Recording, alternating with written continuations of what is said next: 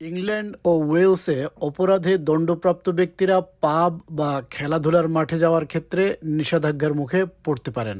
অপরাধীদের সাজা সংক্রান্ত নিয়মের নতুন পরিবর্তনের প্রস্তাবে এমন তথ্য পাওয়া যায়। আগামী মাসে যে আইন পাশ হওয়ার সম্ভাবনা রয়েছে তার আওতায় কমিউনিটি শাস্তি দেওয়ার সময় আদালতগুলো ড্রাইভিং ও ভ্রমণ নিষেধাজ্ঞা আরোপের ক্ষমতা পাবে। নতুন এই সেন্টেন্সিং বিলে স্বল্পমেয়াদী কারাদণ্ড সীমিত করা, ঘনবসতিপূর্ণ কারাগারে বন্দি কমানো এবং বন্দি জীবনে ভালো আচরণকারীদের আগেভাগে মুক্তি দেওয়ার নতুন স্কিম অন্তর্ভুক্ত থাকবে বলে আশা করা হচ্ছে।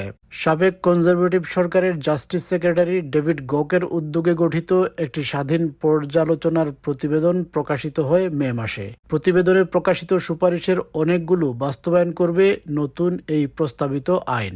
বর্তমানে আদালত কিছু নির্দিষ্ট অপরাধের জন্য সীমিত নিষেধাজ্ঞা আরোপ করতে পারে, যেমন ফুটবল ম্যাচে সহিংসতার দায়ে দণ্ডিত কেউ স্টেডিয়ামে প্রবেশে নিষিদ্ধ হতে পারে। কিন্তু জাস্টিস মন্ত্রণালয় চাইছে বিচারক ও ম্যাজিস্ট্রেটরা যেন এ ধরনের শাস্তি আরও বিস্তৃত পরিসরে প্রয়োগ করতে পারেন, যাতে অপরাধীরা অপরাধের সাথে সম্পর্কিত নয় এমন কিছু অতিরিক্ত শাস্তির সম্মুখীনও হতে পারেন। সরকার বলছে অপরাধ দমন তাদের শীর্ষ অগ্রাধিকারগুলোর একটি। এর মধ্যে শপলিফটিং অর্থাৎ দোকান থেকে চুরি এবং ইলেকট্রিক স্কুটারের মতো জিনিসের অপব্যবহারও রয়েছে, যা অনেক সময় অ্যান্টি সোশ্যাল অর্থাৎ অসামাজিক আচরণ ও মাদক কারবারের সাথে জড়িত। জেল থেকে ছাড়া পাওয়া অপরাধীরা যারা প্রবেশন সার্ভিস দ্বারা নজরদারির আওতায় থাকবেন তাদের উপর ভ্রমণ নিষেধাজ্ঞা এবং মাদক ব্যবহার করার ইতিহাস না থাকলেও বাধ্যতামূলক ড্রাগ টেস্টিং প্রয়োগ করা হতে পারে। এর মানে হলো অপরাধীদের ফুটবল ম্যাচে যাওয়া, পাবে গিয়ে মদ খাওয়া কিংবা কনসার্টে যাওয়া নিষিদ্ধ হতে পারে।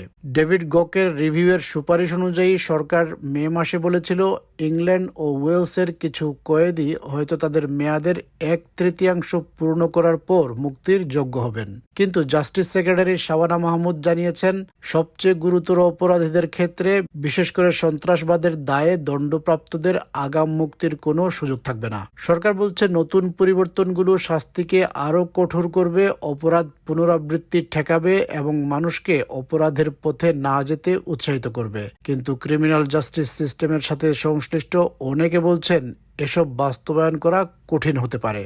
How are you going to stop someone from accessing a football match or a concert?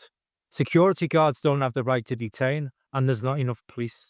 And if you robustly manage these restrictions, where are you going to put offenders who reoffend and break their license conditions? Our prisons are full. We simply haven't got enough space. আগাম মুক্তি সম্পর্কিত গকের সুপারিশ অনুপ্রেরণা পেয়েছে যুক্তরাষ্ট্রের Texas অঙ্গরাজ্যের সুপারম্যাক্স high security jail ব্যবস্থার সংস্কার থেকে, যেখানে কয়েদিরা ভালো আচরণের ভিত্তিতে আগাম মুক্তি পাওয়ার সুযোগ পায়। এই মডেলে অপরাধীরা 3টি ধাপে অগ্রসর হয়, যেখানে ভালো আচরণ করলে তারা তাদের সাজার 1/3 শেষ হওয়ার পরই মুক্তি পেতে পারে। তবে যদি তারা এই শর্ত পূরণ না করে তবে সাজা শেষ না হওয়া পর্যন্ত তাদের জেলেই থাকতে হয়।